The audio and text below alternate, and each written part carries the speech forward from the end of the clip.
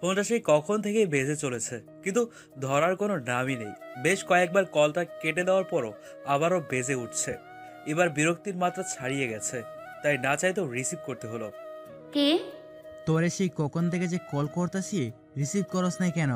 ও তুই? এখন বেশি কথা না বইলা কি হয়েছে? টাইম দেখছস কয়টা বাজে? তোকে বাসায় ঘড়ি নাই?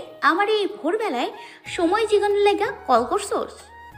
সবাই ঠিকই বলে, তোরে দিয়ে কিছুই হবে না, এখন ভোর তাই না? যাই হোক, তুই কি আজ ভার্সিটিতে আসবি না? না, কাল সারা রাত হ্যাঙ্গে উঠেছিলাম, অনেক লেট করে বাসায় ফিরছি।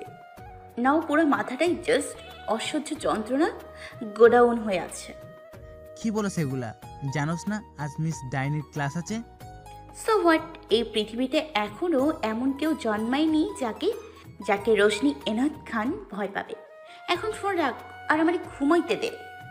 জানু, আমার এগুলা বলিস না প্লিজ। আর অনু আজকে থেকে ভার্সিটিতে জয়েন করবে, তাই বুঝতেছস তো? প্লিজ আয় না পানু। উফ, আচ্ছা কইতাছি, কিন্তু শুধু অনুর জন্য। তারপর রোশনি ফোনটা কেটে দিল। আপনারা তো একে চেনেনি, আমাদের রোশনি এনায়েত খান। কিন্তু এবারের রোশনি প্রচুর বদমেজাজি, জেদি আর দুষ্টু। না না না না, দুষ্টু বলে ভুল হবে, মানে she is kind as savage. সত্যি না, মুখের উপর বলে দিতে জানে। তাই অনেকে তার জন্য তাকে বেয়াদবের উপাধিও দিয়েছে। বাবা মার একমাত্র মেয়ে, তাই আদরের দুলালি বেশি। তার বাবা সব কিছুতে তাকে সাপোর্ট করে। পরে তার ব্যাপারে আরো জানতে পারবেন। রোশনি রেডি হয়ে নিচে নেমে আসলো। রেহেনা বেগম, রোশনির মা। কই যাস? কলেজ ব্যাগ নিয়ে নিশ্চয়ই আমি আমার জামাইয়ের বিয়ে খেতে যাব না? তোর কথাটা সোজাভাবে বললে কি সমস্যা হয়? রোশনি আর বেশি কথা না বাড়িয়ে সেখান থেকে বেরিয়ে যাচ্ছিল, তখনই তার মিষ্টি তাকে ডেকে উঠল। রোশনির ফুপির নাম নীলাশা চৌধুরী, কিন্তু রোশনি তাকে মিষ্টি বলেই ডাকে। হ্যাঁ মিষ্টি, বলো। যাওয়ার আগেই কিছু খেয়ে যাও। না, আমার লেট হচ্ছে। আমার কথাও রাখবে না? রোশনি জানে তার সাথে বাড়াবাড়ি করে পারবে না, তাই টেবিল থেকে একটা কলা আর এক পিস পাউরুটি উঠিয়ে নিল। উফস, ওর ফ্যামিলি মেম্বারদের সাথে তো পরিচয় করায়নি। রোশনিরা জয়েন্ট ফ্যামিলি। রোশনির বাবারা 2 ভাই 2 বোন। ওর চাচারা আর ওরা একসাথে থাকেন। ওর চাচার 1 ছেলে 1 মেয়ে, আর বড় ফুপির 2 ছেলে। আর ছোট ফুপির কোনো সন্তানই নেই। বাড়ি থেকে বেরোনোর সাথে সাথে 2টা কুকুর দৌড়ে তার কাছে আসলো। রোশনিও নিচু হয়ে তাদের জড়িয়ে ধরলো। এই দুজনকে নিজের পরিবারের সদস্যই ভাবে রোশনি, আর ওরা দুজনই ওকে খুব ভালোবাসে। সাদাটার নাম শিরো, আর বাদামি রঙের কুকুরটার নাম শিশি মারু। আর অবশ্যই এগুলো কার্টুন দেখে রাখা হয়েছে। রোশনি তাদের আদর করে উঠে গেল, তারপর নিজের বাইকটার উপর গিয়ে বসে তার উপর একটা হাত বুলিয়ে নিল। And yes, she is a lady biker. Bike বললে যন্ত্র হয়ে যাবে, কিন্তু এটা শুধু বাইক না, এটা ওর কলিজার টুকরা, জান প্রাণ সব কিছু। নিজের বাচ্চার মতো আগলে রাখে এটাকে। আর হ্যাঁ, বাইকটারও একটা বিশেষ নাম আছে, তার নাম হলো ধান্ডব। কিছুক্ষণের মধ্যেই সে ভার্সিটিতে পৌঁছে গেল, গিয়েই নিজের ফ্রেন্ডস গ্রুপের কাছে গেল। এ আম্মারা। রোশনির ডাক শুনে সবাইয়ের কাছে গিয়ে গ্রুপ হাক করলো। আসুন এবার রোশনির বন্ধুদের সাথে পরিচয় করে দিই। কাশিকা, রাতুল, সানা, সুপ্তি, অনু, অন্তর, দীপু। আর এদের এক একজনের এক এক পার্সোনালিটি কেমন সেটাও পরেই জানতে পারবেন। ওহ বেবি, তুমি জানো আমি তোমাকে কতটা মিস করেছি। I missed you baby. নে, এবার ওদের চুন্নমুন্ন শুরু। তোমার কেন জলে রে বন্ধু, তোমার কেন জলে? তোরা একটু চুপ কর না, আজকে আমার ফার্স্ট ডে, তাই একটু ভার্সিটিটা ঘুরাইয়ে দেখাবি। তা না, বক বক শুধু। আচ্ছা চল, আমি দেখাচ্ছি। সবাই একসাথে হেসে উঠল। এভাবে তাকে কি আছে আজব। কুসকুস হোতা হ্যায়। আচ্ছা এসব বাদ, এখন ভিতরে চল সবাই। চল। সবাই একসাথে স্টাইল করে যেতে ভিতরে যাচ্ছিল, কিন্তু হঠাৎই রশিদ চিৎকার করে ওঠে। আবার কি হইলো? আমার কেডসের ফিতা খুলে গেছে, আর ওইটার মধ্যে পা বাঁচতে পয়রা চাইতে নিচ্ছিলাম। আর হ্যাঁ, রশনি এভাবে শুধু নিজের ফ্রেন্ডসদের সাথেই কথা বলে। তোর দিয়ে কিচ্ছু হইব না। রাতুল রশনিকে হেল্প করতে গেল, আর ওদের বলে দিল যেন ওরা এগিয়ে যায়। আর ওদিকে নিউ কমার দেখে অনুকে র্যাগিং এর শিকার হতে হলো। বাকিরাও সাথে ছিল, কিন্তু ওরাও এই গ্রুপটাকে ভয় পায়। ওদের মধ্যে শুভ নামে একজন এগিয়ে আসলো। হ্যাঁ, ফার্স্ট ইয়ারের স্টুডেন্ট নাকি? বাকিরা ভয় পাচ্ছে দেখে অনুও কিছুটা ঘাবড়ে গেল। জি জি জি জি ভাইয়া। নো নো নো, প্লিজ ভাইয়া বলো না, দিলে লাগে। শুভর কথায় ওর গ্রুপের সবাই হেসে উঠলো। ওকে কি ডিয়ার দেওয়া যায় রে? কানে ধরে উঠবস কেমন হবে? না যা, এত ফাজলামো আবার ভালো না। পরে দেখা যাবে পুরো ভার্সিটিতে বেচারি আর মুখই দেখাতে পারবে না। হ্যাঁ রে, ঠিক বলেছিস। তোরাও না, দেখ তো বাচ্চা মেয়েটা ভয় পাচ্ছে। ইয়েস, ভার্সিটিতে পড়ুয়া বাচ্চা মেয়ে। অনু প্রায় ভয়ে কাঁপছে, আর এখানে সবাই হাসতে হাসতে শেষ। কিন্তু শুভই একমাত্র ব্যক্তি যে হাসছে না। ও শুধু চুপচাপ দাঁড়িয়ে দাঁড়িয়ে অনুকে লক্ষ্য করছে। চল ওকে আজ অন্যরকম একটা ডিয়ার দেবো। কেমন ডিয়ার? আমার সাথে কাপল ডান্স করতে হবে। Oh damn, no please. Dear তো ডান করতেই হবে ভিতু পাখি, নয়তো সবার সামনে কান ধরে উঠবস করতে হবে। আমি কোনোটাই করব না। তাহলে আমরা তোমাকে যেতেও দিব না। শুভ আস্তে আস্তে অনুর দিকে এগিয়ে যেতে লাগলো। তখনই সেখানে রোশনি আর রাতুল উপস্থিত হলো। কিরে শালা, কখন থেকে দেখতেছি আমার আবলা বান্ধবীটারে ভয় দেখাইতেছোস? এবার সবাই একসাথে হেসে দিল। তোরাও হাসছিস? আরে এটা আমারই হয়ে শুভ, ও জাস্ট তোর সাথে মজা করছিল আর কিছুই না। অনু এবার রোশনিকে ধরে কেঁদেই দিল। দেখ বেচারির কি অবস্থাটাই না করেছে। শুভ, তুই কি জীবনেও ভালো হবি না? এই জন্মের কথা জানি না, বাট নেক্সট জন্মে ট্রাই করে দেখতে পারি। শালার বেটা। শুভ গিয়ে অনুর সামনে দাঁড়ালো, তারপর একটা টিস্যু বের করে ওর হাতে ধরিয়ে দিল। সুন্দর রমণীদের হাসলেই সুন্দর লাগে, তাই চোখের পানিটা মুছে নাও। আর আমি যদি তোমায় হার্ট করে থাকি তাহলে আই এম এক্সট্রিমলি সরি। অনু হা করে ওর দিকে তাকিয়ে আছে। শুভ আর কিছু না বলে সেখান থেকে চলে গেল। আর যাওয়ার আগে ইচ্ছে করে অনুর কাঁধে নিজের বাহু দিয়ে ধাক্কা দিয়ে গেল। হা করে না থেকে ক্লাসে চল। তারপর সবাই ক্লাসে চলে গেল। কিছুক্ষণের মধ্যেই ক্লাসে আসলেন মিস ডায়না, যাকে রোশনিরা ডাইনি বলেই ডাকে। এসেই ট্রান্সফার স্টুডেন্টস মানে অনুকে সবার সাথে পরিচয় করিয়ে দিল। দোস্ত দোস্ত, ক। এটা কি ক্লাস চলে? ইংলিশ। ওকে। কিছুক্ষণ পর, দোস্ত দোস্ত, বল। ম্যাডাম কি পড়াইতেছে? তোরে না কইলাম ইংলিশ। আরে ওটা তো বুঝছি, কিন্তু কোন চ্যাপ্টার থেকে? ওইটা আমি নিজেও জানি না, হুদ্দে বইয়ের দিকে চাইয়ে থাক। Okay fine. তার কিছুক্ষণ পর, দোস্ত দোস্ত, বল। ম্যাডাম কখন যাইবো? ক্লাস শেষ হতে এখনো 20 মিনিট আছে। Okay fine. আরো কিছুক্ষণ পর, দোস্ত দোস্ত, উফ, আবার কি? আমার ক্ষুধা লাগছে, কিছু কর। আমার বাগে দেখ চিপস আছে, ওইটা খা আর চুপ করে বয়ে থাক। রোশনি তাই করলো। কিছুক্ষণ পর এবার কাশিকার কাছে গেল। কাশু বেবি। হ্যাঁ রোশনি বল। আয় না, আমরা কথা কই। সরি রে, বাট আমি এখন আমার বিএফ এর সাথে কথা বলছি। রোশনি দেখলো কাশিকার কানে সরু চিকন ইয়ারফোন, আর ও একদমই ফিসফিস করে কথা বলছে, যাদের কারো ধরার ক্ষমতা নেই যে ও এখন কারোর সাথে কলে আছে। রোশনি বুঝলো একে আর বলে লাভ নেই, তাই এবার গেল দীপুর কাছে। ভাই একটু শোন না। বল বনু। আমার ভাল লাগতেছে না, তাই আমার সাথে এখন কথা বল, কারণ আমাকে তুই ডাইকানছস, না হলে এতক্ষণ আমি ঘুমাইতাম। আমি বলতাম, কিন্তু এখন আমার লেকচার অ্যাটেন্ড করার বেশি প্রয়োজন। আইসা আমার ঈশ্বরচন্দ্র বিদ্যাসাগর। রোশনিও ওকে ভেঙচি কেটে চলে আসলো। সারা আর সুপ্তিকে বলে লাভ নেই, কারণ এরা দুজন আগের থেকে ঝগড়া করছে, আর এদের মাঝখানে ঢোকা মানেই দুই বাঘের যুদ্ধের মাঝে হরিণ হয়ে রেফারিগিরি করা। আর অন্তরও দীপুর সাথে পড়ছে, তাই শেষে জ্বালানোর জন্য রাতুলকে অবশিষ্ট পেল। দোস্ত দোস্ত, এবার কিন্তু আমি গলায় দড়ি দুম। Attention please. মিস ডায়নার কথায় সবাই তার দিকে তাকালো। আজ আমি তোমাদের সবার সারপ্রাইজ টেস্টের রেজাল্ট দিব। আইসে রে, আজকে আমার শেষ। খুব খারাপভাবে মরম। এগুলো বলিস না প্লিজ, আমি কান্না দেবো। এর জন্যই তোদেরকে বলি একটু পড়ালেখা কর, না কথা শুনে না। এই একদম জ্ঞান দিবি না। আরেকটার তো খবরও নাই, দেখো কেমনে এখনো বয়ফ্রেন্ডের সাথে কলে বিজি। সবার রেজাল্ট মোটামুটি ভালোই, কিন্তু দুইজন বাদে। আর ওরা কারা তোমরা নিশ্চয়ই জানো। সব কয়টা মির্জাফরের দল। তোমাকে আর কি বলবো, এটা তো কমনই। কিন্তু রাতুল, তুমিও এর সাথে থেকে খারাপ রেজাল্ট করেছো। ম্যাম, আমার রেজাল্টের জন্য আমি নিজেই দায়ী, প্লিজ ওকে কিছু বলবেন না। বাহ, এমন ফ্রেন্ডশিপ থাকা ভালো তো, কিন্তু দেখো পরে যেন এই ফ্রেন্ডশিপই তোমাকে না ডোবায়। ওরা কিচ্ছু বলল না। দুইজন অফিস রুমে আসো, প্রিন্সিপাল স্যার দেখা করতে বলেছেন। বলেই ক্লাস থেকে বেরিয়ে গেলেন। রোশনি আর রাতুল এবার সানার, সুপ্তি আর কাশিকার দিকে তীক্ষ্ণ দৃষ্টি নিক্ষেপ করল। তোরা এমনি তাকাচ্ছিস কেন? কাশিকারটা না হয় বুঝলাম, স্যারের উপর লাইন মারে তাই পাশ করাই দিছে, কিন্তু তোরা করলি কেমনে? দেখ, আমার মুখ খারাপ করিস না এখন। আমি তো একের লেখা ফেল করি নাই।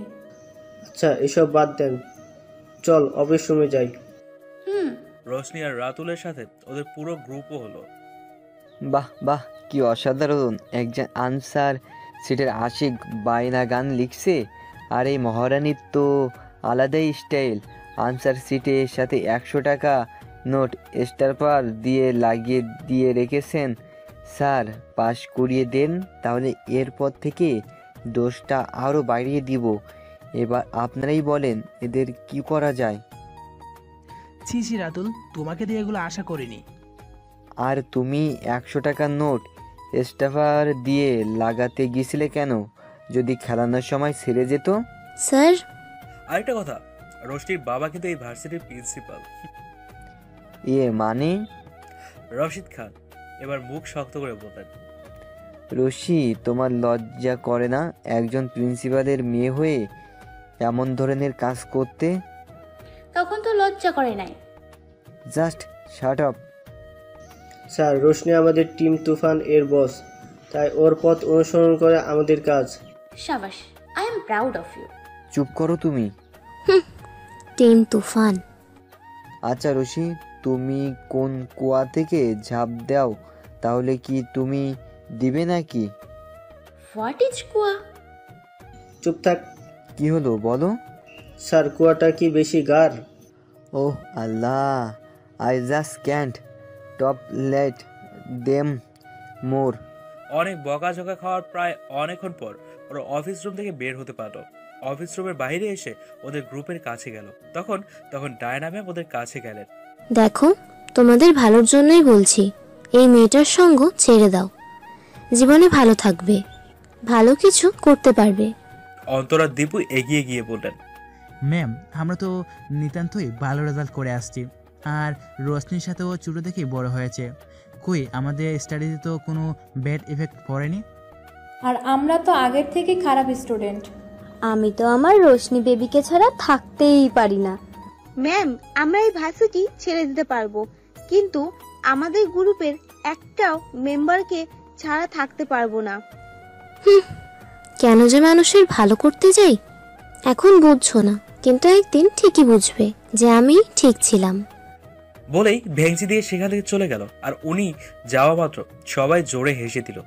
টিম তুফানি কো তোরা মুশকিল নেই হে, মুমকিন হে। হ্যাঁ, তার জন্যই তো আমি টিসি নিয়ে এখানে চলে এসেছি। So why I love you guys so much. তারপর সবাই আবার একসাথে গ্রুপ হাগ করলো। সবাই মিলে ক্যান্টিনে আড্ডা দিচ্ছিল।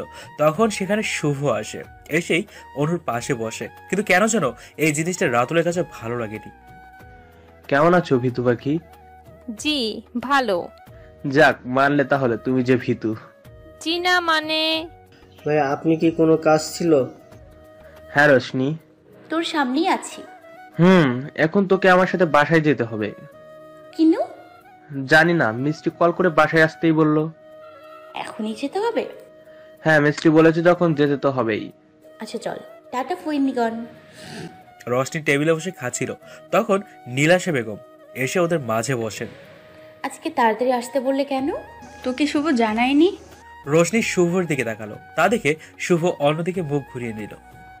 না মিষ্টি, ও তো আমাকে কিছু জানায়নি। আরে দেখছিস না, আজ সকাল থেকে বাড়িতে কত ডেকোরেশন, রান্না বাড়ার তোড়জোড় চলছে। কারণ আজ নীল আর কাব্য দেশে ফিরেছে। রাতে এয়ারপোর্ট থেকে আমরা সবাই ওদের রিসিভ করতে যাব।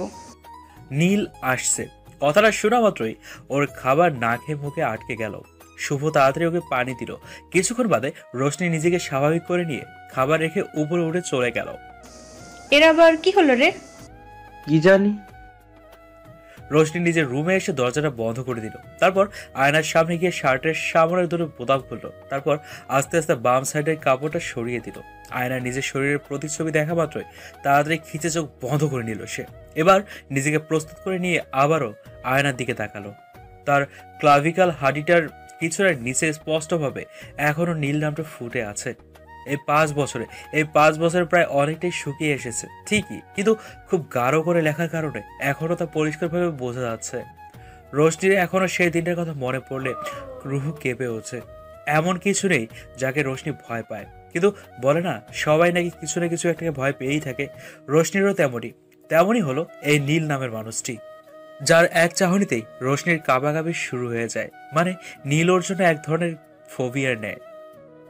সবাই এয়ারপোর্টে দাঁড়িয়ে ইয়াশ আর কাব্যর জন্য অপেক্ষা করছে, আর রোশনি বাইক পার্ক করে আসছে। তার একটু আসার ইচ্ছে ছিল না, কিন্তু সবার জোরাজুরিতে আসতে বাধ্য হলো। আর শুধু নিজে একা আসেনি, সাথে সারাকেও মারতে এনেছে। মিষ্টি, ওই দেখো ওরা আসছে। শুভর কথায় সবাই সামনে দেখালো। 3টা ছেলে একসাথে হেঁটে আসছে, কিন্তু ওদের মাঝে সব থেকে লম্বা একটা ছেলেকে দেখা যাচ্ছে। ফুল ব্ল্যাক পরা, black shirt, black pant, black glasses, আর হাতের মধ্যে গায়ের ব্লেজারটাও। কিন্তু তার মধ্যে সবচেয়ে আকর্ষণীয় তার নীল রঙের চোখের মণিগুলো, যে কেউ দেখলে পাগল হবে। আর ইনি হলেন আমাদের ফেভারিট ইয়াশ ওরফে নীলাদ্রিশ। আমাদের গল্পের নায়ককে সবাই ইয়াশ বলে ডাকে, শুধু রোশনি ওকে নীল বলে ডাকে। ইয়াশ আর কাব্য গিয়ে সবাইকে জড়িয়ে ধরলো, সালাম করলো। এদিকে শুভা তো ইয়াশকে দেখে পুরাই ফিদা হয়ে গিয়েছে। শুভা অনেক আগের থেকেই ইয়াশকে পছন্দ করে। ইয়াশ আর কাব্য একা আসেনি, তাদের সাথে নীলের আর একটা বন্ধু এসেছে, আর সে হলো সেহের। এদিকে ইয়াশের চোখ জোড়া শুধু একজনকে খুঁজছে, কিন্তু কোথাও দেখতে পাচ্ছে না তাকে। তখনই সেখানে সানা আর রোশনি উপস্থিত হলো। পাপা, আমি সামনের ব্যক্তিটাকে দেখে তার কথা আটকে গেল। গলার মধ্যে কি যেন দলা পাকিয়ে যাচ্ছে, হৃদস্পন্দন ক্রমশই তীব্রতা বাড়ছে।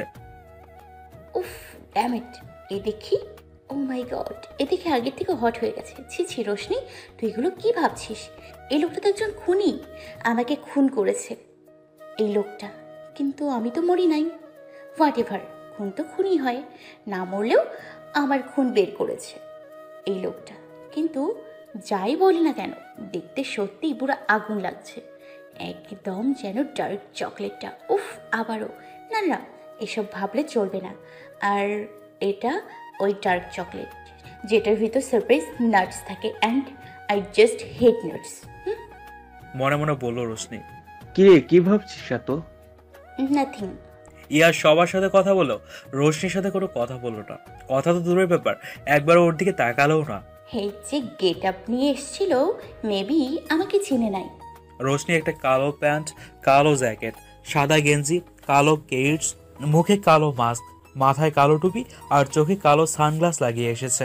ওকে আজ কোনো এলিয়েন থেকে কম লাগছে না। এদিকে সেহেরকে দেখে সানার গলা শুকিয়ে কাঠ হয়ে যাচ্ছে বারবার, কারণ এই সেহেরটা ওকে সেই ছোটবেলা থেকে জ্বালিয়ে এসেছে।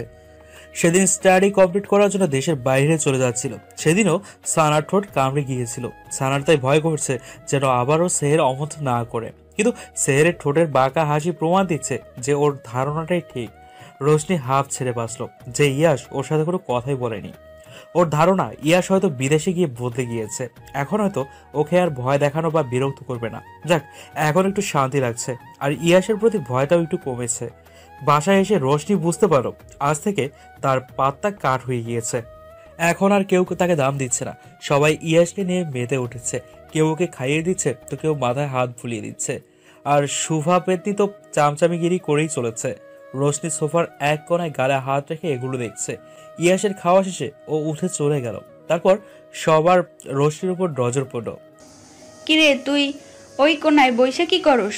আচ্ছা আয়, তোরে খাইয়ে দি। রোশনির এই কথায় অনেক রাগ হলো। আমি যে আপনাদের চোখে পড়েছি এটাই অনেক, বলেই ধূপধাপ করে নিজের রুমে চলে গেল সে। সেখানে গিয়ে খেলো আরেকটা ঝটকা। রুমে গিয়ে দেখে ইয়াশ ওর বিছানার উপর আরামসে এক হাঁটু ভাঁজ করে বসে আছে। নীল ভাইয়া, আপনি? ইয়াশ গিয়ে রোশনিকে টেনে নিয়ে বিছানায় ফেলে দিল। তারপর ওর উপর উঠে বসে ওর হাতগুলো বিছানার সাথে চেপে ধরলো।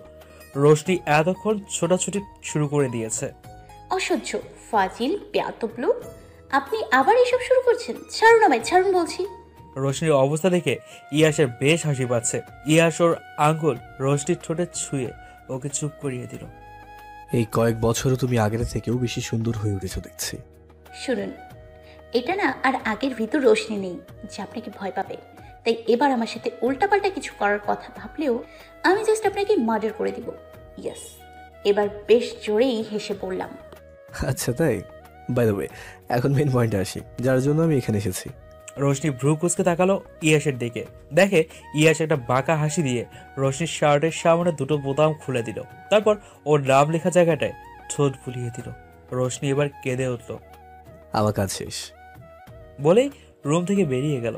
আর রোশনি এখনও হাঁটুতে মুখ গুজে কেঁদেই চলেছে। ইয়াস রুম থেকে বেরিয়ে দেখলো শুভা হাতে খাবারের প্লেট নিয়ে দাঁড়িয়ে আছে। শুভা প্লেটটা পাশের টেবিলে রেখে ইয়াসের দিকে তাকিয়ে একটা হাসি দিল।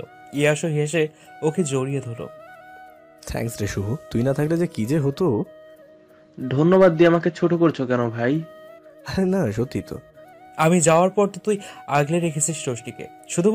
শুধুমাত্র আমার জন্য তুই অ্যাব্রোডে যাসনি। রোশনি তো আমার বোন, ওর জন্য এটুকু করতে পারবো না?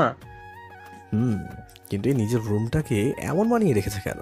কে বলবে না যে এটা একটা মেয়ের রুম? দেখে তো মনে হয় কোনো জঙ্গিবাদী থাকে এখানে। হ্যাঁ, সবে তো মাত্র এসেছো, এখনো কত কিছু দেখা বাকি আছে। আচ্ছা, ওসব কথা পরে হবে, আগে তুমি এই খাবারগুলো ওকে খাইয়ে দাও। না, ওকে আজকে মেরে ফেললেও আমার হাতে খাবে না, তাই তুমি বরং ওকে খাইয়ে দাও। আচ্ছা ঠিক আছে, দেখছি। বলেই রোশনির রুমে ঢুকে গেল। রোশনি এখনো সেভাবে বসে কাঁদছে। কিরে পিচ্ছি শয়তান, তুই কাঁদিস নাকি? নিজেকে না ইমোশনাল বলিস, তাহলে এখন কি হলো? রোশনি শুভর কথা শুনে চোখ মুছে নিল। আমি কাঁদছিলাম না। বাহ, এখন আমার কাছেও মিথ্যে বলবি? এই আমার তো ফ্যাব্বো। রোশনি এবার আর নিজেকে ধরে রাখতে পারলো না, শুভকে জড়িয়ে ধরে কেঁদে দিল। রোশনি কারোর সামনে কাঁদে না, নিজেকে সবসময় স্ট্রং দেখায়, কিন্তু শুধু শুভ আর ওর বাবার সামনে নিজেকে কন্ট্রোল করতে পারে না সে। এখন কি হয়েছে বল আমায়। রোশনি শুভকে ইয়াসের করা কাজের ব্যাপারে বলতে পারলো না, তাই ওর কাছ থেকে সরে আসলো। কিছু না, তুই শুধু কাউকে বলিস না যে আমি কাঁদছিলাম। ঢং কত। আচ্ছা এবার খাবারটা খেয়ে নে। আমি খাবো না। দাঁড়া, ঢোল বাজিয়ে সবাইকে বলছি যে তুই কাঁদছিলি। বলেই উঠে যেতে দেয়। রোশনি ওকে ধরে ফেলে। শুভ হেসে খাবারটার মুখে পড়ে দিল।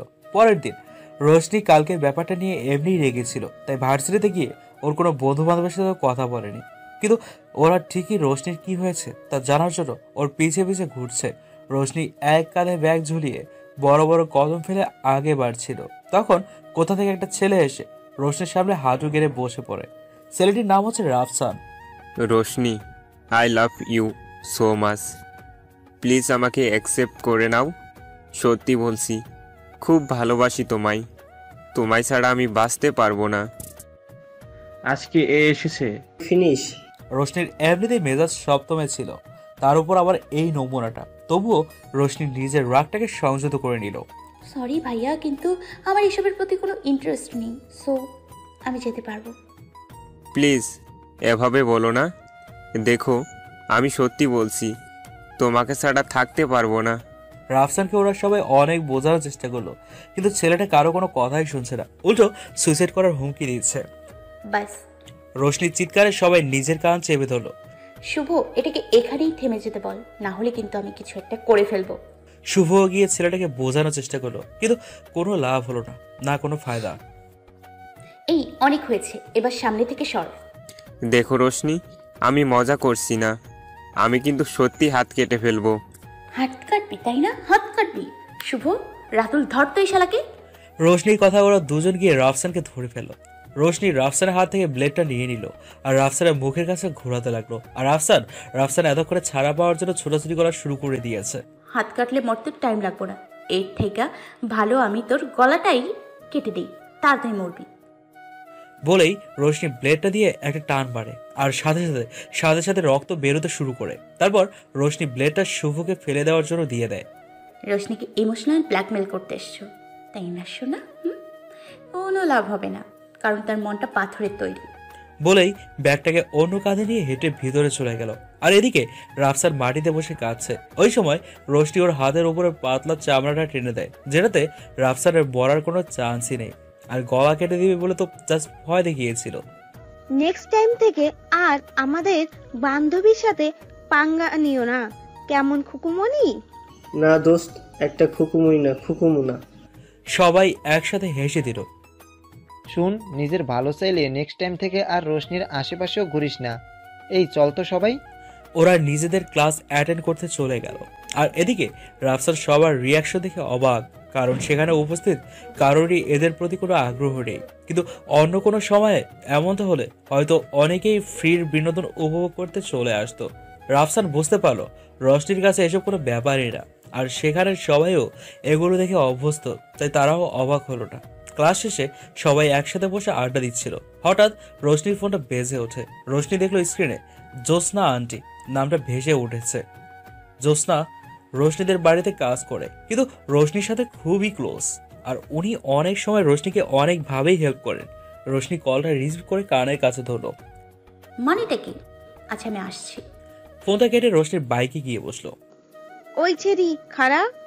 দেখ, আমার এখন যেতে হবে, তোদের সাথে পরে কথা বলবো। কিন্তু যাসটা কই? জ্যোৎস্না আন্টি ফোন দিয়ে কইলো রোশনিকে নাকি খারাপ দেখতে আসছে, তাও আবার বিয়ের জন্য। তাহলে তুই এখন কি করবি? এতগুলা বছর আমার সাথে থাকার পর আজ এই কথা তোমাদের মুখে মানায় না জানুরা। বাঁকা হেসে বলল রোশনি। তারপর তাদের থেকে বিদায় নিয়ে বাইকটা স্টার্ট দিল। ঠাস ঠাস করে গেটে বাড়ি পড়াতে রেহানা বেগমের বুঝতে বাকি রইল না যে তার গুণধর মেয়ে এসেছেন। উনি এসে দরজাটা খুলে দিলেন। আমাদের বাড়িতে তো কলিং বেলও আছে। কারা দেখতে এসছে রোশনিকে? রোশনির কথায় রেহানা বেগম জ্যোৎস্না আন্টির দিকে চোখ গরম করে তাকালেন। তা দেখে উনি মাথা নামিয়ে নিলেন। তুমি ওনাকে এভাবে কি দেখছো? আমার কথার উত্তর দাও। রাশিদ খানও সেখানে উপস্থিত হলো।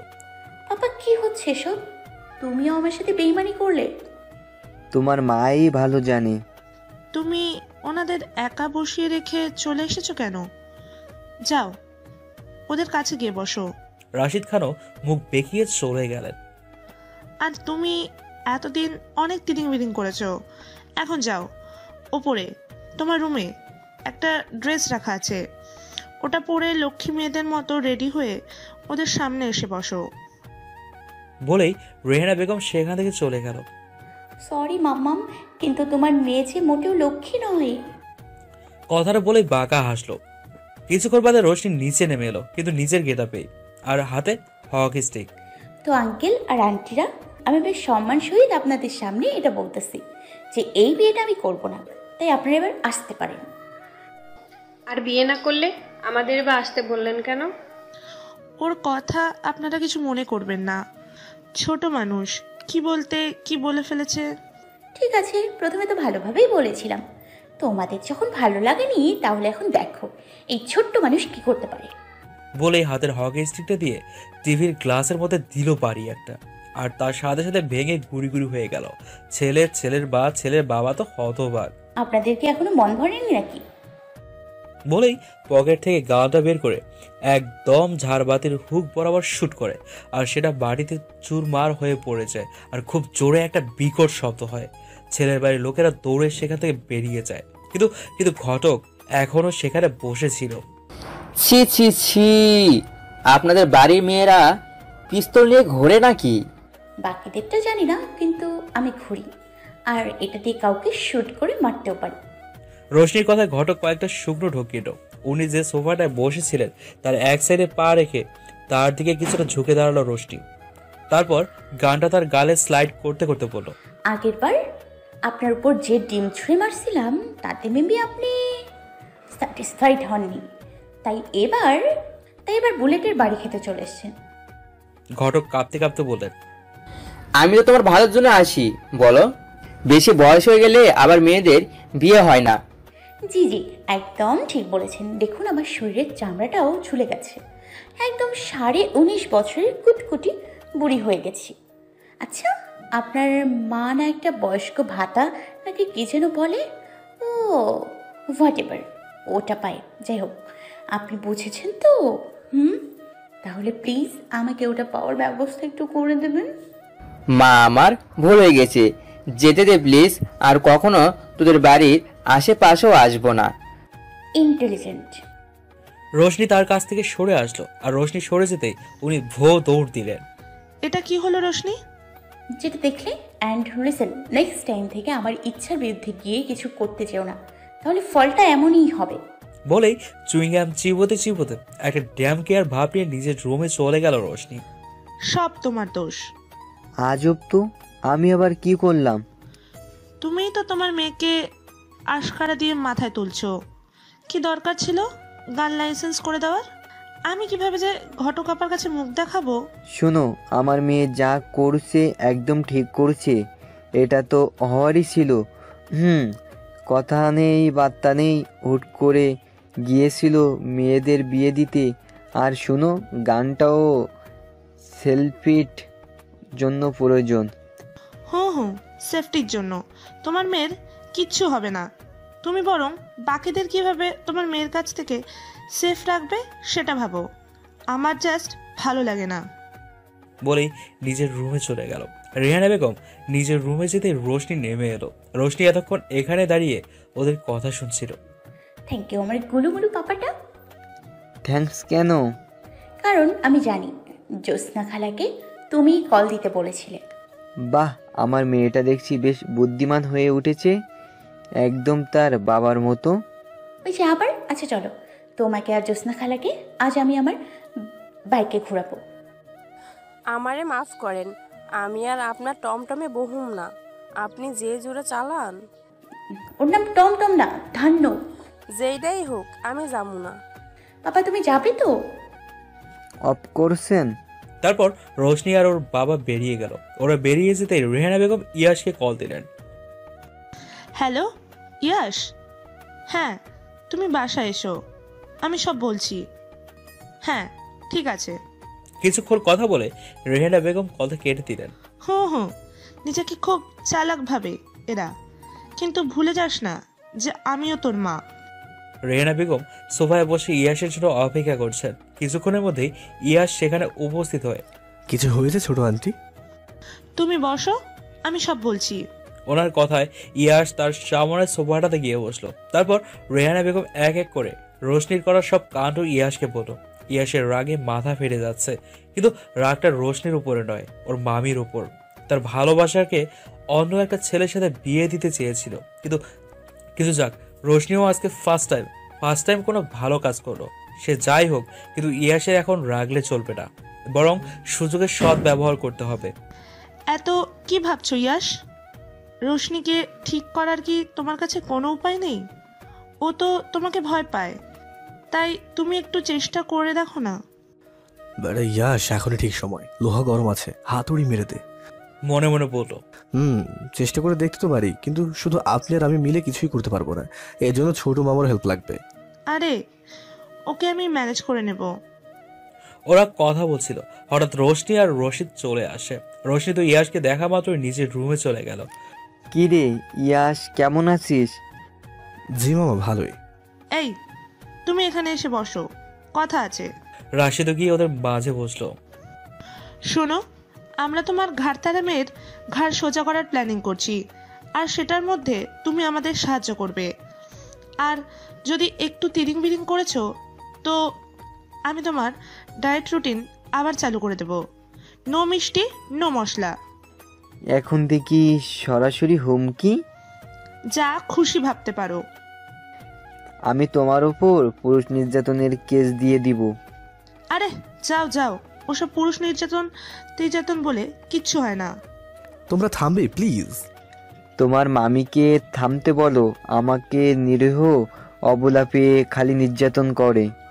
ওনার কথায় রেহানা বেগম চোখ রাঙিয়ে তাকালো। তো ইয়াশ, তোমার প্ল্যানিং এর ব্যাপারে বলো, আমি অবশ্যই তোমার সাহায্য করব। তারপর ইয়াশ তাদেরকে ওর পুরো প্ল্যানটা সাজিয়ে বলল। ওয়াও, তোমার প্ল্যানটা তো জোশ, কিন্তু তুমি, রাশিদকে উদ্দেশ্য করে বলল, পরে পাল্টি খাবা না তো? তোমার আমাকে অমন মনে হয়? হ্যাঁ হয়, কারণ তুমি আজকে জ্যোৎস্না খালাকে দিয়ে রোশনিকে সবটা জানিয়েছিলে। তুমি জানলে কিভাবে?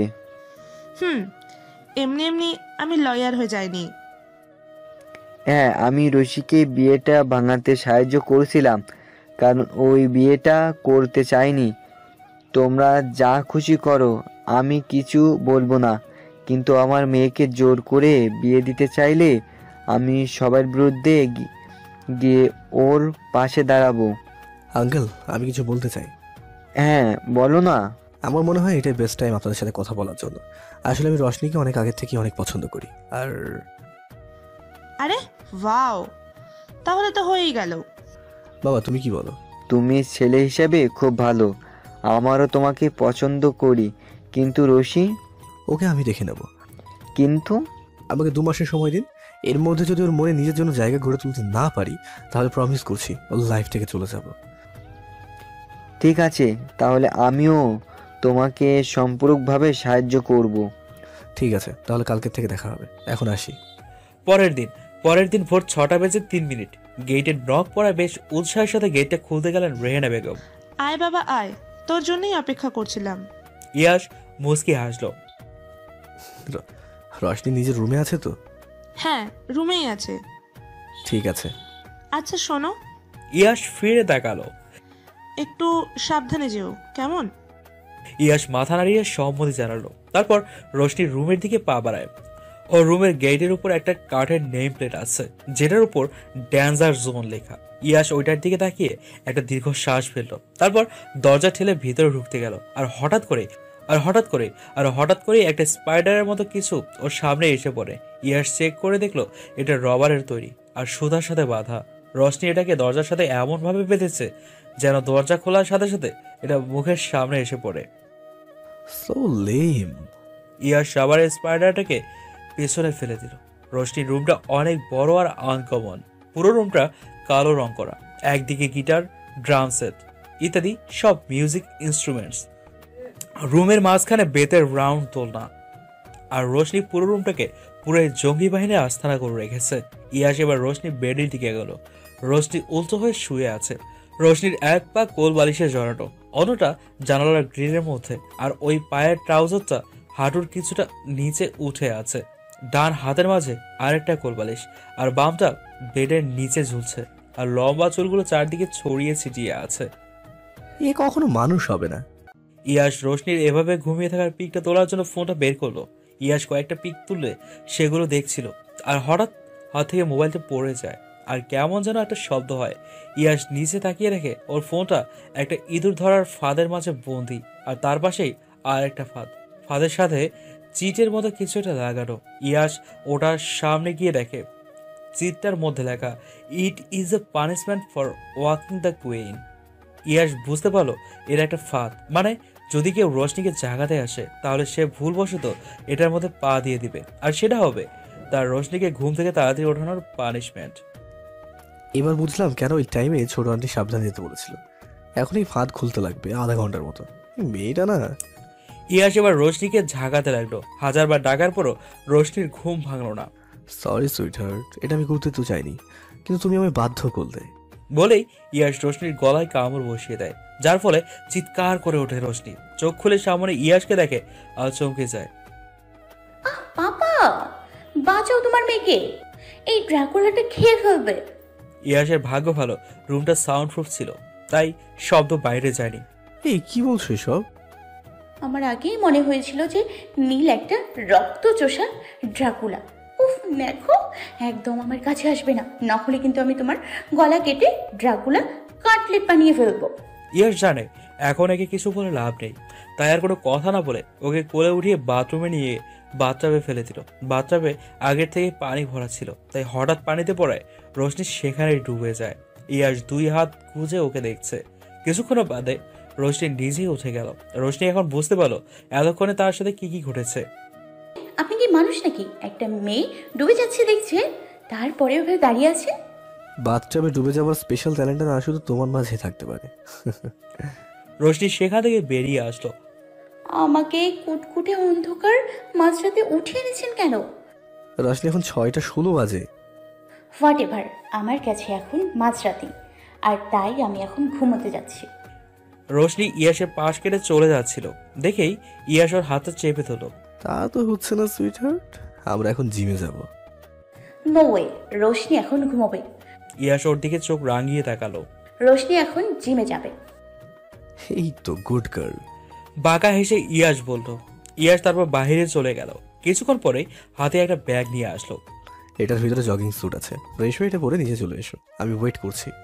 বলেই ইয়াশ ওকে ছেড়ে নিচে চলে গেল। আমি কিন্তু কান্দে দিমু। কি করছো তুমি? রোশনি ইয়াশকে টাইটলি জড়িয়ে ধরে। এতে ইয়াশ অবাক হয়ে চোখ বড় বড় করে ওর দিকে তাকায়। ইয়াশ লক্ষ্য করলো রোশনি বিড়বিড় করে কিছু একটা বলছে। ইয়াশ ওর কানটা রোশনির মুখের দিকে একটু এগিয়ে দিয়ে গিয়ে শোনে রোশনি গান গাচ্ছে গুনগুন করে। তোমারও বউ নাই, আমারও জামাই নেই, চলো আমরা সংসার কইরা খাই। রোশনির গান শুনে ইয়াশের কেমন রিয়েক্ট করা উচিত তা তার জানা নেই। He is spaceless. কিন্তু ইয়াশ বুঝতে পারলো যে রোশনি ওকে নিজের কোলবালিশ মনে করছে আর গানও ঘুমের ঘুরে গাইছে। ইয়াশ লক্ষ্য করে দেখলো রেহানা বেগমও এখানেই আসছেন। তাই ইয়াশ তাড়াতাড়ি রোশনিকে নিজের কাছ থেকে ছাড়িয়ে সোজা করে দাঁড় করালো। এতে রোশনি কিছুটা হকচুকি হয়েছে। আমি কোথায়? তারপর রেহানা বেগম এসে ইয়াশ আর রোশনিকে ওটস আর কিছু ফল খেতে দিল। এগুলো তো হাতি, বাঁদর, হনুমানদের খাবার, রোশনি এগুলো খাবে না। খাবে না মানে কি? তোমার এটাই খেতে হবে। ইয়াস টেবিলের নিচ থেকে রোশনির হাতে চেপে ধরলো। থাক, আন্টিও যেহেতু খেতে চাইছে না তাহলে জোর করা দরকার নেই, আমি বরং ওকে রাস্তায় অন্য কিছু খাইয়ে দেবো। রোশনি এটাই খাবে। I love oats, I love হাতি হনুমানের খাবার। ইয়াস ওর দিকে তাকিয়ে একটা টেডি স্মাইল দিল। রোশনি কোনো মতে ওগুলো খেয়ে ইয়াসের সাথে বেরিয়ে গেল। কিন্তু রোশনির ওগুলো খেয়ে পেট ভরেনি। বাড়ি থেকে বেরিয়ে রোশনি গিয়ে নিজের বাইকে বসে স্টার্ট দিচ্ছিল। ইয়াস গিয়ে ওকে ধরে ফেললো। আবার কি? আমি সিরাজদৌল্লাকে দেখিনি, কিন্তু আজ তোমাকে দেখে নিলাম। লাইক সিরিয়াসলি, তুমি জিমে বাইক দিয়ে যাবে? তো প্রবলেম কই? তাহলে জিমে যেয়ে লাভটা কি? নামো বাইক থেকে। ইয়াসের ধমক খেয়ে রোশনি তাড়াতাড়ি নেমে গেল। জিম সেন্টার সামনেই, তাই আমরা সেখানে হেঁটেই যাব। বলেই ইয়াস হাঁটতে লাগলো।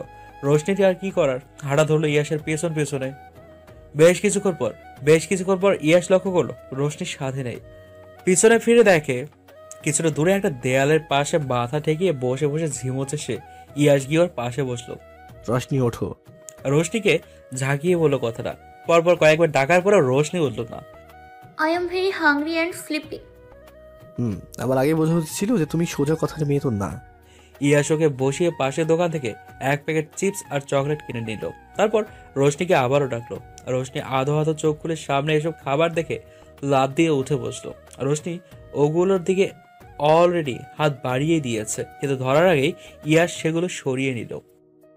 নীল ভাইয়া, হোয়াট ইজ দিস বিহেভিয়ার? আমার জন্য না আনলে আমার সামনে রাখেন কেন?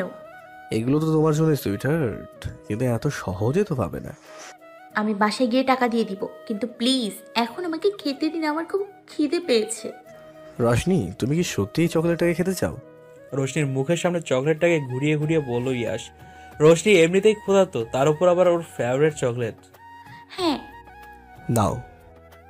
ওয়াও। রোশনি নিজের হাতটা আগে বাড়িয়ে দিল। দেখেই ইয়াস উঠে কিছুটা দূরে গেল। রোশনি ওর কাছে গেল, তা দেখে ইয়াস আরো পিছিয়ে গেল। এভাবে আস্তে আস্তে তার দৌড়ে পরিণত হলো। ইয়াস হাতে চকলেট নিয়ে দৌড়াচ্ছে আর রোশনি চকলেটের পেছনে পেছনে। কিছুক্ষণ বাদে ওরা ফাইনালি জিম সেন্টারে এসে পৌঁছালো। সেখানে গিয়ে চকলেটের উপর হামলা করে দিল। ওকে দেখে মনে হচ্ছে যেন কোনো রাক্ষসী একটা মানুষের রক্ত খাচ্ছে। বেচারি। ইয়াস রোশনির মাথায় হাত রেখে বলল। এতক্ষণে রোশনির খেয়াল হলো যে ও কি করছিল। রোশনি অসহায় দৃষ্টিতে ইয়াসের দিকে তাকায়। তা দেখে ইয়াস মুখ টিপে টিপে হাসছে। আপনার মতো মানুষ আমি দুইটা দেখিনি। Yeah, I know that. I'm unique. ঘন্টা। কিছু বললে? না। কিছুক্ষণ পর শুরু হলো রোশনির ব্যায়াম, কিন্তু রোশনি সেখানেও ঝিমোচ্ছে। তাই ইয়াস ওকে প্রমিস করলো যে ও একটা করে এক্সারসাইজ কমপ্লিট করবে আর ইয়াস ওকে প্যাকেট থেকে এক পিস করে চিপস দেবে। রোশনি তাতেই রাজি হয়ে গেল আর ইয়াসের বলা কথা মতোই সব করলো। জিম থেকে বেরিয়ে রোশনি নীলের পিঠে চড়ে যাচ্ছে আর চিপস চিবোচ্ছে। তোমার দ্বারা এক্সারসাইজ আর চিপস খাওয়া একসাথে সম্ভব। ফাইনালি ওরা বাসায় এসে পৌঁছালো। রোশনি নিজের রুমে এসে ধরাস করে বিছানায় পড়ে গেল। ইয়াসদের বাসায় একদমই রোশনিদের বাড়ির পাশে, ছাদ একদম লাগানো, ছাদ দিয়ে টপকে যাওয়া যায়। তাই ইয়াস আর রোশনিদের একে অপরের বাড়িতে আসা যাওয়া লেগেই থাকে। রোশনির শোয়া মাত্রই ঘুমিয়ে গেল, কিন্তু বেচারি তাদেরও শান্তি হলো না। কিছুক্ষণ পর রেহানা বেগম রোশনিকে ঘুম থেকে উঠালো। তোমাদের প্রবলেমটা কি বলো তো? আমার ঘুম তোমাদের কি ক্ষতিটা করেছে কি? হ্যাঁ, এখন তুমি ভার্সিটিতে যাবে। আজকে যাব না, আর গিয়েও কোনো লাভ নেই। পড়ালেখা তো করেই না, উদয় পিছনে বসে পাবজি খেলতে যাই। ফালতু কথা অনেক হয়েছে, এবার যাও, রেডি হতে যাও, ভার্সিটিতে যাবে। সরি মাম্মাম, কিন্তু তা তো হচ্ছে না। বলে টাইটানিক পোজে দুই দিকে দুই হাত ছড়িয়ে বেড়ে শুয়ে পড়ো। হুম, আমিও তোর মা। সিধা আঙুলে ঘি না বের হলে তা কিভাবে বাঁকাতে হয় সেটা খুব ভালো করেই জানা আছে আমার। রেহানা বেগম গিয়ে স্পিকার বক্সে ফুল ভলিউমে গান ছেড়ে দেন। রোশনি শেষে আর সহ্য করতে না পেরে উঠে বসে। স্পিকারের সামনে রেহানা বসে আছে, সো উনি যে রোশনিকে মিউজিক অফ করতে দেবেন না সেটা রোশনি জানা আছে। আর এই মুহূর্তে ওর বাড়িতে থাকার আর কোনো মুডই নেই, তাই এর থেকে ভালো ভার্সিটিতে গিয়ে বন্ধুদের সাথে বসে পাবজি খেলা। এই ভেবে রোশনি উঠে রেডি হয়ে ভার্সিটিতে চলে গেল। ভার্সিটিতে গিয়ে রোশনি ওর বন্ধু বান্ধবদের কাছে চলে গেল। ওরা সবাই ক্লাসে ছিল। ইয়ে মাম্মারা, ওরা নর্মালি কথা বলছিল, তখনই সানা বলে ওঠে, এই মামা, তোর গলায় এটা কিসের দাগ? রোশনি গলায় হাত দিয়ে মনে করেছে নীল ওকে সকালে কামড় দিয়েছিল, আর এটা ওটারই দাগ। দেখে লাভ বাইট মনে হচ্ছে। ধুর, তোরা যে কি বলিস, আমি তো জন্মগতই সিঙ্গেল। এ নির্ঘাত মিথ্যা বলতাছে, কারণ অয় যখন মিথ্যা কয় তখন এ শুদ্ধ ভাষায় কথা কয়। বেবি, তুমি আমাকে শিখাইতে আসো না। আজ পর্যন্ত 46টা প্রেম করেছি, সো এসবের ব্যাপারে আমার খুব ভালো করেই জানা আছে। ওরা কথা বলছিল, তখনই ক্লাসে রোশনির বাবা মানে প্রিন্সিপাল ওদের রুমে আসেন। আর উনি একা আসেননি, সাথে আরেকজনকে নিয়ে আসছেন। উনি এবার বলা শুরু করলো, তো স্টুডেন্টস, ইনি হলেন আজকে থেকে তোমাদের নিউ অ্যাকাউন্টিং টিচার। এটা শোনার মাত্রই রোশনির মাথাটা যেন ভন ভন করে ঘুরতে শুরু করলো। ওই আমার কেউ ধর। সাদা শার্ট আর ব্ল্যাক প্যান্ট পরা 6 ফুট 2 ইঞ্চির মাত্রা থেকে একজন লোক প্রিন্সিপালের পাশে দাঁড়িয়ে আছে। চিকন ফ্রেমের চশমার পিছনে সেই নীলমণি বিশিষ্ট চোখগুলোর সেই তীক্ষ্ণ দৃষ্টি, ঠোঁটের কোণে সেই পাগল করা বাঁকা হাসি, যা আজ সেখানে উপস্থিত সকল মেয়েকে ঘায়েল করছে। কিন্তু এই লোকটাকে দেখে যে একজনে জান বেরিয়ে যাচ্ছে, আর সে হলো আমাদের আলট্রা ট্যালেন্টেড রোশনি। কারণ সামনে যে দাঁড়িয়ে আছে সে আর কেউই নয়, তার সাইকো ডেভিল নীল। ওই আমারই কেউ ধর। তোর আবার কি হইলো? আমার চোখে সবকিছু ঝাপসা মনে হয়, আমার মনে সবকিছু কেমন এলোমেলো লাগে। উফ, এই নিউ টিচারটা কি হট। এটারে সেট করতে হইব। দেখ কেমন নামের মতো নীল কালার চোখ। সানা, এই শাকচুন্নিটারে চুপ করতে কর। প্রিন্সিপাল আবারও বলা শুরু করলো, তোমাদের অ্যাকাউন্টিং টিচারের সাথে আমাদের ব্যাচের নতুন ভিপি ও ইউনি অনেক রিকোয়েস্ট করার পর তোমাদের অ্যাকাউন্টিং ক্লাস নেওয়ার জন্য রাজি হয়েছে। সবই thanks to him. Wow, teacher plus VP. আমি এই বেদনাময় জীবনটা রাখুম না। মানে ডাইরেক্ট ভাইস প্রিন্সিপাল, আর একে রিকোয়েস্ট করার কি দরকার ছিল? এর থেকে তো ভালো আমাকে ডাইনি ম্যামি 2টা গ্লাস নিত। দোস্ত, নুডলস খাবি? খুব টেস্ট। খাইয়া দেখ, সত্যি জুস। রাখ তোর খুব টেস্ট নুডলস। আমি মরি আমার জ্বালায়, এরা এদিকে নুডলস পার্টি করে। প্রিন্সিপাল স্যার ইয়াশকে সবার সাথে পরিচয় করিয়ে ক্লাস থেকে বেরিয়ে গেলেন। ইয়াশ এবার বলা শুরু করলো, hello everyone, my name is Niladrish Ahmed Chowdhury Yash, and from now I am your new accounting teacher and the new VP of this varsity. এই বেটা কি কইলোর ইংরেজিতে? আমার বাপের মাথা। যাই বলুক, বাট ভয়েসটাও হট। ভয়েস আবার কেমনে হট হয়? তুই বুঝবি না, কারণ তুই এখনো বাচ্চা। তোরা চুপ করবি প্লিজ? দেখছিস না ক্লাসে নতুন টিচার এসেছে? তাতে আমাগো বাপের কি? আমরা তো কত কমই। এদের বল লাভ নেই, এরা শুধরাবার নয়। আমি কিন্তু আমার ক্লাসে কোনো ধরনের ডিস্টারবেন্স সহ্য করবো না। কিন্তু ইয়ার যে কথাটা রোশনিদের উদ্দেশ্য করে বলতো সেটা সবাই বুঝতে পেরেছে। এর জন্য চুপ করতে বলছিলাম। স্যার, আজকের থেকে ক্লাস শুরু করবেন। হ্যাঁ, এনি প্রবলেম? নপ। সুপ্তি বসে পড়লো। তারপর ইয়াশ ক্লাস নেওয়া শুরু করলো। কিন্তু এদিকে রাতুল, অনু, সানা আর দীপু 4 জন মিলে পাবজি খেলা শুরু করে দিয়েছে। সুপ্তি আর অন্তর খাওয়া দাওয়া নিয়ে ব্যস্ত, আর কাশিকা পাশের বেঞ্চের ছেলের সাথে জমিয়ে প্রেম করছে। রোশনির মাথায় কিছুই ঢুকছে না, উল্টো ঘুম আসছে। তাই রোশনি সানার কাঁধে মাথা রেখে ঝিমুচ্ছে। তখনই ইয়াশ চিৎকার করে উঠল, ইয়াসের চিৎকারে সবাই সব কাজ ছেড়ে সোজা হয়ে বসে। Hey you. রোশনির উদ্দেশ্য বলল। Listen to me. আস্তে আস্তে করে বলল। ইউ আর মাই লাভ, জানো তুমি। আনমনা হয়ে বলে উঠল রোশনি। রোশনির কথায় ক্লাসের সবাই একসাথে হেসে দিল। Just shut up. ইয়াসের চিৎকারে রোশনি হক চকিয়ে উঠে বসে। হাই, তুমি দাঁড়াও। রোশনি দাঁড়ালো। নাম কি তোমার? ইয়াসের কথায় রোশনি যেন আকাশ থেকে পড়লো। এমন বিদঘুটের রিয়াকশন না দিয়ে যা জিজ্ঞেস করছি তা স্ট্রেটলি উত্তর দাও। নীল ভাইয়া, তুমি আমাকে ভুলে যেতে পারো না। এই বুকের মাঝে যে আছে শুধু তোমারই নাম। দোস্ত, এগুলো হেতে কিয়া কয়? চুপ থাক, ঘুমে ঘরে আছে। বেচারি তো জানে না যে রোশনির বুকে সত্যিই নীলের নাম লেখা আছে। হোয়াট? সানা রোশনির পায়ের মধ্যে জোরে একটা পাড়া দিল, যার ফলে রোশনির ঘোরটা কাটলো। রোশনি এখন খেয়াল হলো ও এতক্ষণ কি বলছিল। সরি নীল ভাইয়া। কল মি স্যার, আর প্রিন্সিপাল রুমে এসো। বলেই রাগে গজগজ করতে করতে ক্লাসরুম থেকে বেরিয়ে গেল। রোশনি এবার কটমট করে সানার দিকে তাকালো। তোর জন্যই সব হলো। আমি কি করছি? তুই গানের লাইন গাইতে গেছিলি কেন? আমার মন চাইছিল তাই। আমি একদিন তোর মনটারে স্যুপ বানাইয়া খাইয়া ফেলাম। আমার একটু দিস, খাইয়া দেখমু কেমন টেস্ট হয়। ক্লাস শেষে সবাই অফিস রুমে যায়, কিন্তু ভিতরে আসতে শুধু রোশনিকেই বলা হয়। রোশনি ভিতরে গিয়ে এক কোনায় চুপসে দাঁড়িয়ে আছে। সামনে ওর বাবা বসে আছে আর তার পাশেই ইয়াস দুই হাত গুজে দাঁড়িয়ে আছে। রশি, আবার কি হলো? জিজ্ঞেস করেন কি করেনি। এ আর এর সাঙ্গপাঙ্গরা ভার্সিটিতে এসে আড্ডা মারার জন্য।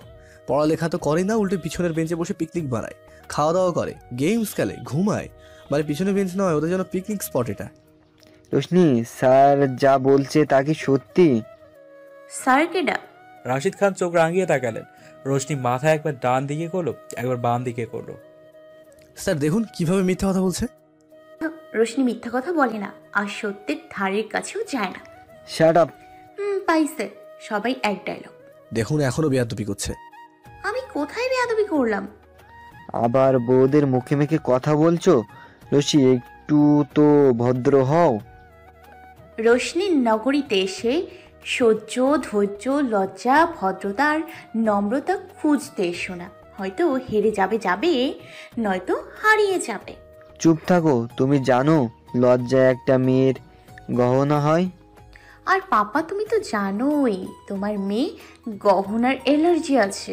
একে নিয়ে আমি আবার পারছি না। বলে রশিদ রুম থেকে বেরিয়ে গেলেন। রোশনি এতক্ষণ ইয়াসকে খেয়াল করেনি, কিন্তু এখন যখন ইয়াসের দিকে চোখ পড়লো, রোশনি বুঝতে পারলো ও অনেক রেগে আছে, কারণ ওর চোখের সাদা অংশগুলো পুরো লাল হয়ে গেছে। ওকে দেখে রোশনি নিজের মাথা নামিয়ে নিল। ইয়াস গিয়ে রোশনির হাত চেপে ধরে নিজের একদম কাছে নিয়ে আসলো। রোশনির নিচের দিকে চোখ রেখেই নিজের হাতটা ছাড়ানোর চেষ্টা করে চলেছে। এসব লজ্জা টজ্জা পাচ্ছি না, শুধু আপনার জুতোটা কোন ব্র্যান্ডের সেটা দেখছিলাম। ইয়াস ওকে ছেড়ে দিল। নাও এবার কান ধরে 50 বার উঠবস করো। এসব পরে হবে, আগে কানে ধরে উঠবস করো। আর তোমার জন্য তো সহজই কাজ, তোমার তো আর লজ্জা লজ্জা নেই। সো শুরু করে দাও। No please. ইয়াস চোখ রাগালো। ভাল লাগে না, সবাই শুধু চোখ গরম করে তাকায়। রোশনি কিছুতেই কান ধরতে চাইছে না, আর ইয়াসও দমবার পাত্র নয়, কানে ধরিয়ে ছাড়বে। ইয়াস রোশনিকে এক ধরনের ধমকানো শুরু করলো। হঠাৎ রোশনির ফোনটা বেজে উঠলো। মুন্নি বদনাম হয়ে ডার্লিং তেরে লিয়ে, মুন্নি বদনাম হয়ে ডার্লিং তেরে লিয়ে। ইয়াস চোখ বড় বড় করে রোশনির দিকে তাকায়, আর এদিকে রোশনি একবার ইয়াসের দিকে তাকাচ্ছে তো একবার ফোনের দিকে। বারবার চেষ্টা করে যাচ্ছে কলটা কাটার, কিন্তু কিছুতেই কিছু হচ্ছে না। রোশনি, কি এসব? নিউ রিংটোন, জোসনা। তুমি কি একটু শুধরবে না? এগুলো কেমন ধরনের রিংটোন? মানে তোমার যে আগে গিয়ে কি হবে সেটা তো ভেবেই আমার ভয় হচ্ছে। হঠাৎ রোশনির ফোনটা আবারও বেজে উঠলো। মুন্নি বদনাম হয়ে ডার্লিং তেরে লিয়ে। ইয়াস রোশনিকে বকছিল, এর মধ্যে আবারও রোশনির ফোনটা বেজে উঠলো। উফ, আবার হ্যাং করছে। ও মাই প্রিয় আল্লাহ, প্লিজ প্লিজ হ্যাংটা ঠিক করে দাও। ওরে বাবা, এখন মুই কিয়া করুম? ফোন তো ঠিক হয় না। ইয়াস হাসবে নাকি কাঁদবে তা বুঝতে পারছে না। Get out from here. ইয়াসের ঝাড়ি খেয়ে রোশনি তাড়াতাড়ি রুম থেকে বেরিয়ে যায়। প্রথম দিন এসেই বকাঝকা শুরু করে দিয়েছে। দোষ করলই বান্দরনিগুলা, আর শাস্তি পেতে হলো আমার। কিন্তু আগে দেখি কে এত মরিয়া হয়ে গেছে রোশনির সাথে কথা বলার জন্য। রোশনি চেক করে দেখে সুপ্তির কল। রোশনির ফোনে কখনোই ব্যালেন্স থাকে না, তাই লোন নিয়ে কল করতে হলো। 2বার রিং হওয়ার সাথে সাথেই সুপ্তি কলটা রিসিভ করে। কিরে শাকচুনি, তোর নানির বিয়া লাগছে নাকি? তোর জামাই মরে গেছে? এতবার কল দিছিলি কেন? তুই জানোস তোর জন্য।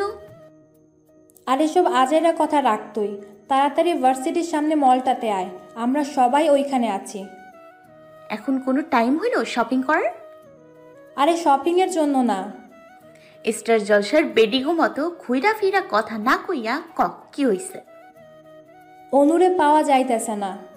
হারাই গেছে মানে? She is lost. আব্বে হালি, তোর কি ইংলিশে ট্রান্সলেট করে দিতে বলছি নাকি? হালাই যায় আবার কেমনে? ওই বাচ্চা নাকি? জানি না। তো নানি বাচ্চার হাত ধরে রাখবো না? আজব, হারাই গেছে বলে। দাঁড়া, আমি আসতেছি। এদিকে ইয়াশ রোশনি সব কথা শুনছে। ইয়াশ শুভকে ফোন দিল। তখন সুপ্তি, সানা, কার্সিকা, রাতুল, অনু, অন্তর আর দীপু একসাথে হাঁটছিল। অনু সবার পেছনে ছিল। হঠাৎই কোথা থেকে একজোড়া হাত এসে পেছন থেকে তার মুখ চেপে ধরে।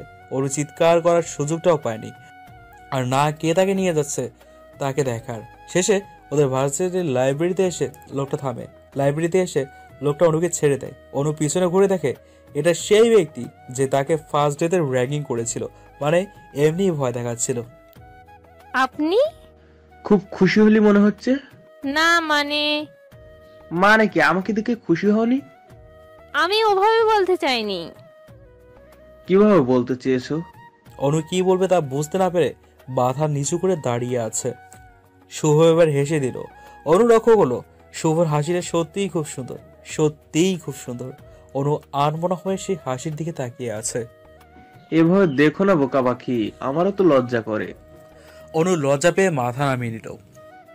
হাইমা মার যাওয়া। শুভর কথায় অনু এক প্রকার ব্লাশ করতে শুরু করলো। গালগুলো একদম লাল হয়ে গিয়েছে। অনুকে অবাক করে দিয়ে শুভ হঠাৎ ওর গালে হাত রাখলো। অনু বড় বড় চোখ করে ওর দিকে তাকিয়ে আছে। শুভ আস্তে আস্তে ওর মুখটা অনুর আরো কাছে নিয়ে যেতে লাগলো। অনুর আজ অন্যরকম এক আলাদা অনুভূতি কাজ করছে। অনুর নিজের চোখগুলো বন্ধ করে নিল। কিছুক্ষণ পর শুভ ওর বড় বড় পাপড়িওয়ালা চোখগুলোতে হালকা করে ফু দিল। অনু চোখ খুলে অবাক হয়ে শুভর দিকে তাকায়। অনুর রিয়াকশন দেখে শুভ যেন হাসতে হাসতে গড়াগড়ি খাচ্ছে।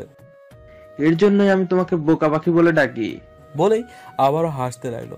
অনুর এখন সত্যি অনেক বেশি লজ্জা লাগছে, তাই ও নিজের জামা নিজেই খামচে দাঁড়িয়ে আছে। হঠাৎ শুভর ফোনটা বেজে উঠলো। ওরিংটোন নর্মালি আছে, রোশনির মতো মুন্নি বদনাম নেই। স্ক্রিনে ইয়াসের নাম ভেসে ওঠায় শুভ তাড়াতাড়ি করে কলটা রিসিভ করলো।